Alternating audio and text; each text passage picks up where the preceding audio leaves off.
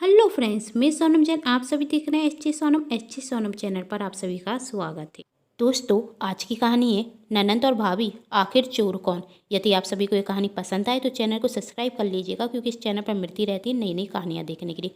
Video को like जरूर कर दीजिएगा, क्योंकि आपके एक लाइक के बटन से मुझे मिलती है नई नई कहानियाँ देखने के लिए प्रेरणा। और शेयर कर दीजिएगा, जिससे ये कहानी ज़्यादा से ज़्यादा लोगों तक पहुँच सके। तो चलिए कहानी शुरू करते हैं। आज कुसुम जी जब अपनी तिजोरी खोलकर देखती तो उसमें से सोने का हार गायब होता। यह देखकर कुसुम जी अपनी बहू और बेटी दोनों को आवाज़ लगाती।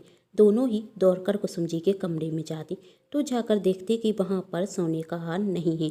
कुसुम जी की बहू निशा और बेटी पल्लवी एक दूसरे पर चोरी का इल्जाम लगाने लगती। बहू निशा कहती कि चोरी ननंद पल्लवी ने की है, और बेटी पल्लवी कहती कि चोरी भाभी निशा ने की है। अब सच में चोरी किसने की है और क्यों की है, जानने के पहले मैं आपको इन दोनों के रिश्ते के बारे में बता देती हूँ, जिससे आप लोगों को पता चल जाएगा कि ननंद और भाभी एक दूसरे पर चोरी का इल्जाम क्यों लगा रही हैं और चोरी करने की असली वजह क्या है, जिसके लिए हमें जाननी होगी आज से 1 महीने पहले की कहानी। तो चलिए देखते हैं आखिर चोर कौन है, ननंद या भाभी। निशा अपना सामान पैक कर रही थी। उसकी चचेरी बहन की शादी थी। तभी निशा की सासू माँ आती और कहती, बेटा सामान पैक हो गया। निशा, हाँ मम्मी जी। कुसुम जी कहती, मैं तुझे सोने का हार देने आई थी। अब शादी वाले घर में तू यूं ही घूमेगी तो अच्छा नहीं लगेगा ना, तो तू यह हार पहन लेना। तभी निशा कहती, पर मम्मी जी मुझे सोना पहनने से डर लगता है, कहीं खो गया तो। अरे ऐसे कैसे खो जाएगा, निशा की सासू माँ कुसुम जी कहती, और मेरी बहू ऐसी घूमेगी तो मुझे भी अच्छा नहीं लगेगा। तू संभाल कर रख ले और शादी वाले दिन पहन लेना। अच्छा मम्मी जी, कहकर निशा सोने का हार संभाल कर अपने बैग में रख लेती। यही सब घर की नौकरानी भी देख रही थी। तभी वही निशा की ननंद पल्लवी के कमरे में जाती और कहती, पल्लवी दीदी मुझे तो आपके लिए बहुत बुरा लगता है। पल्लवी कहती, ऐसा भी क्या हो गया मेरे साथ कि तुझे बहुत बुरा लग रहा है। नौकरानी कहती, अरे दीदी क्या बताऊं, जब से आपकी भाभी आई है ना, माँ जी ने तो आपको पराया ही कर दिया। पल्लवी कहती, घुमा फिराकर बात मत कर, साफ साफ बताओ हुआ क्या है। नौकरानी कहती, अरे दीदी आपकी भाभी अपने मायके शादी में जा रही है ना, तो माँ जी ने उन्हें सोने का हार दे दिया पहनने के लिए, और आपने अपनी दोस्त की शादी के लिए माँ जी से 5,000 रुपये मांगे थे, तो भी उन्होंने देने से मना कर दिया, यह कहकर कि इतनी महंगी ड्रेस क्या खरीदनी है। बहू के लिए सोने का हार और बेटी के लिए कुछ पैसे भी नहीं। यही भगवान, इतना अंतर आखिर कौन करता है। सच बताना दीदी जी, आप उनकी सगी बेटी हैं या कहीं से। तभी पल्लवी अपनी नौकरानी पर चिल्लाते हुए कहती, तू ज़्यादा मत बोला कर और अपने काम से मतलब रख और सही से साफ सफाई किया कर, हर जगह गंदगी पड़ी रहती है। कहकर पल्लवी वहाँ से चली जाती और अपनी माँ के कमरे में जाकर अपनी माँ से कहती, माँ आपने भाभी को सोने का हार दिया है। तभी कुसुम जी कहती, हाँ दिया है। तभी पल्लवी कहती, माँ आपने मुझे तो 5,000 रुपये तक नहीं दिए थे और भाभी को सोने का हार दे दिया। कुसुम जी कहती, क्योंकि मेरे पास फिजूल के खर्च के लिए पैसे नहीं हैं। तेरे भैया की शादी को अभी सिर्फ 2 महीने ही हुए हैं और तुमने उसकी शादी में 25,000 की शॉपिंग की थी। वही कपड़े क्या पुराने हो गए थे कि तुझे नए कपड़ों के लिए पैसे देती। तभी पल्लवी कहती, झूठ मत बोलो, मुझे तो ऐसा लगता है कि आप भाभी से ज़्यादा प्यार करती हैं, मुझसे नहीं। कभी कभी तो ऐसा लगता है कि मैं आपकी सगी बेटी हूँ या सौतेरी। इस पर कुसुम जी अपनी बेटी पर गुस्सा होती और कहती, फालतू की बकवास की ना तो 2 थप्पड़ लगाऊंगी, चल जा यहाँ से। कहाँ से उड़ती सीधी बातें लेकर आ जाती है। 1 हफ्ते बाद निशा अपने मायके से आती तो वह अपनी सासू माँ को सोने का हार देते हुए कहती, मम्मी जी अब आप ही संभालिए अपनी अमानत, मुझसे यह सब नहीं संभाला जाता। कुसुम जी, अच्छा ठीक है, तू अपने कमरे में जा और जाकर आराम कर। और अपनी बेटी पल्लवी से कहती, पल्लवी बेटी यह ले तिजोरी की चाबी और जाकर यह हार रख कर आ जा। पल्लवी ठीक है माँ कहकर हार रखने के लिए चली जाती। तभी घर की नौकरानी निशा बहू के कमरे में जाती और कहती, और भाभी जी कैसी रही शादी, सब कुछ कुशल से तो हो गया? निशा कहती है शादी में बहुत मजा आया और सब कुछ अच्छे से हो गया। तभी नौकरानी कहती तो हमारे लिए कोई मिठाई वगैरह लेकर आई हो। निशा अपने बैग में से एक मिठाई का डिब्बा निकाल कर नौकरानी को दे देती और कहती चाची ने खास तेरे लिए भेजी है। अच्छा भाभी जी, मेरे बच्चे तो खुश हो जाएंगे, कहकर मिठाई का डिब्बा नौकरानी रख देती और कहती भाभी जी आप तो बहुत अच्छी हैं, लेकिन आपकी ननंद ना एकदम खड़ूस है। निशा कहती अरे दीदी भी बहुत अच्छी हैं, तुम ऐसा क्यों कह रही हो? तभी नौकरानी कहती अरे भाभी जी क्या बताऊं मैं आपको, माँ जी ने आपको सोने का हार क्या दे दिया पहनने के लिए, तो आपकी ननंद तो माँ जी से बहुत गुस्सा हुई और आपके जाने के बाद तो उन्होंने माँ जी से बहुत लड़ाई की। जानती हैं कह रही थी कहीं भाभी हार खोकर आ गई तो। और तो मुझे कहते हुए भी शर्म आती है, भाई आपके बारे में ऐसा ऐसा कह रही थी। तभी निशा ने कहा बताओ क्या कह रही थी मेरी ननंद मेरे बारे में? नौकरानी कहती अरे भाभी जी रहने दीजिए, फिर लोग कहेंगे कि मैंने ननंद और भाभी में लड़ाई करा दी। निशा कहती कोई तुमसे कुछ नहीं कहेगा, बताओ क्या कह रही थी मेरी ननंद मेरे बारे में? नौकरानी निशा से पल्लवी की बहुत बुराई करती, जिसे सुनकर निशा को बहुत गुस्सा आता और वही अपनी ननंद के बारे में उल्टा सीधा नौकरानी से कह देती। तभी नौकरानी कहती भाभी जी आप तो बहुत अच्छी हैं, लेकिन मुझे आपकी ननंद बिल्कुल भी पसंद नहीं। वैसे आपसे छोटी सी मदद चाहिए थी। निशा कहती क्या? नौकरानी वो बच्चों की स्कूल की फीस जमा करनी है और महीना ख़त्म होने में तो अभी 15 दिन बाकी हैं। यदि आप मुझे 600 रुपये दे देती तो बहुत मदद हो जाती। निशा कहती सिर्फ 600? अभी देती हूँ। नौकरानी कहती सच में भाभी जी आप तो बहुत अच्छी हैं। अच्छा अब मैं जाती हूँ। ठीक है निशा ने कहा। अब नौकरानी पल्लवी के कमरे में जाती और कहती हे राम हे राम।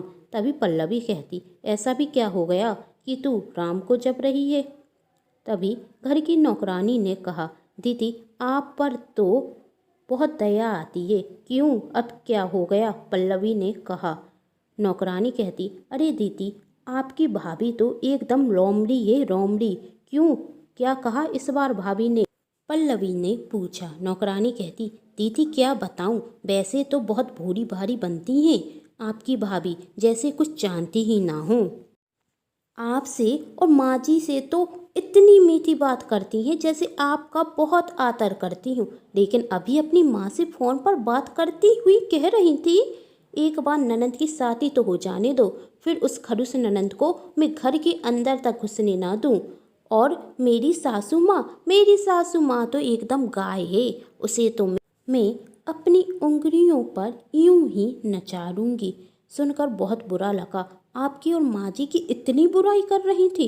हे भगवान, मुझे तो लगा था कि भाभी जी बहुत अच्छी हैं, लेकिन वही तो रोमड़ी निकली, एकदम चतुर चालाक। तभी पल्लवी कहती मेरे बारे में ऐसा कहा, मुझे घर के अंदर नहीं घुसने देंगी। वही आखिर वही होती कौन है? उनका मायका नहीं है, मेरा घर है और यहाँ वही होगा जो मैं चाहूँगी। उन्हें 2 दिन क्या हुए आए हुए अपनी हुकूमत चलाने लगी। मैं भी आज उन्हें अच्छे से बता देती हूँ, आखिर मेरा नाम भी पल्लवी है, पल्लवी। आज मैं भाभी को उनकी औकात दिखा कर ही रहूँगी। तभी घर की नौकरानी कहती नहीं दीदी जी आप अभी भाभी से कुछ मत कहना, वरना वही मुझे नौकरी पर से निकाल देंगी। मुझ पर और मेरे बच्चों पर दया कीजिए। पल्लवी कहती तुम डरो मत, मैं भी देखती हूँ तुम्हें कौन नौकरी पर से निकालता है। ठीक है तुम कहती हो तो थोड़ी देर मान जाती हूँ, लेकिन भाभी को तो मैं उनकी औकात दिखा कर ही रहूँगी। बहुत बोलने रखी है ना आजकल। तभी नौकरानी कहती दीदी जी आपसे छोटी सी मदद चाहिए थी। पल्लवी कहती कैसी मदद? नौकरानी कहती वही बच्चों की स्कूल की फीस जमा करनी है, तो आप सिर्फ 600 रुपये दे दीजिए। पल्लवी कहती सिर्फ 600 रुपये? तू 1000 रख, लेकिन मुझे भाभी की हर एक खबर चाहिए। नौकरानी रुपए लेकर कहती दीदी जी आप चिंता मत कीजिए, मैं आपको एक एक खबर दूंगी। अच्छा दीदी जी, अब मैं चलती हूँ, कहकर नौकरानी वहाँ से चली जाती और घर पर जाकर अपनी पड़ोस में रहने वाली बिमरा से कहती, देख आज मैंने पूरे 1600 रुपये कमा लिए। बिमरा कहती, कहाँ से? अरे क्या बताऊँ, मैं जिस घर में काम करती हूँ ना, तो उस घर की बहू और बेटी दोनों ही मूर्ख हैं। मैंने दोनों की एक दूसरे से बुराई किया की तो मुझे पूरे 1600 रुपये मिल गए। बहू ने 600 और बेटी ने 1000 दे दिए। अब तो यह रोज का है, हर दिन दोनों की लड़ाई कराऊंगी और हर दिन पैसे कमाऊंगी। बिमरा ने कहा, तेरा तो अच्छा है, और मैं जहाँ काम करती हूँ वहाँ की मेम साहब तो बहुत होशियार हैं, उन्हें फंसाना इतना आसान नहीं है। यहाँ नौकरानी बिमरा से अपनी बहुत तारीफ कर रही थी और वहाँ घर पर ननंद और भाभी की लड़ाई हो रही थी। पल्लवी अपनी भाभी से कहती, भाभी आपको कोई काम आता भी है या नहीं? सब्जी में कितना नमक डाल दिया, खाते हुए भी नहीं बन रही है। निशा भी गुस्से में कह देती, यदि नहीं खाई जा रही है ना तो मत खाइए, मैं भी कोई आपको मनाने वाली नहीं हूँ। और वैसे भी किसी दूसरे में बुराई देखने से पहले ना खुद के अंदर झांक कर देख लीजिए, आप कौन सी अच्छी हैं। खुद तो कोई काम करती नहीं और दूसरा करे तो उसमें आपको बुराई दिखती है। पल्लवी अपनी भाभी से कहती, आप कहना क्या चाहती हैं, मैं बुरी हूँ? निशा कहती, हाँ आप बुरी हैं। अब दोनों ही ननंद भाभी में लड़ाई होने लगती। तभी कुसुम जी आती और कहती, क्या तुम दोनों बच्चों की तरह लड़ रही हो? पल्लवी कहती, तो देखो ना माँ, भाभी ने खाने में कितना नमक डाल दिया, खाना भी खाते हुए नहीं बन रहा है और कहती हैं मुझे बुरा लगता है। तभी निशा ने कहा, नहीं मम्मी जी, दीदी ने मुझे ताना मारते हुए कहा था। तभी पल्लवी कहती, नहीं माँ, मैंने कुछ नहीं कहा था, भाभी को तो बहाना चाहिए होता है मुझसे लड़ने का। निशा कहती, नहीं मम्मी जी, दीदी मुझसे बात बात पर लड़ती हैं। फिर पल्लवी कहती, फिर निशा कहती, इसी तरह फिर से लड़ाई शुरू हो जाती। तभी कुसुम जी चिल्लाते हुए कहती, यदि अब तुम दोनों के मुंह से किसी ने भी एक शब्द कहा ना तो मुझसे बुरा कोई नहीं होगा, और तुम दोनों मेरी बात कान खोलकर सुन लो, मुझे इस घर में लड़ाई झगड़ा नहीं चाहिए, समझ गई? और हाँ पल्लवी बेटी, यदि तुम्हें भाभी के हाथ का खाना पसंद नहीं तो तुम खुद बना लिया करो। और निशा बहू, तुम भी आगे से इस बात का ध्यान रखना कि सब्जी में नमक ज़्यादा ना हो, बच्ची नहीं हो तुम, इतना आना चाहिए तुम्हें। निशा कहती, जी मम्मी जी।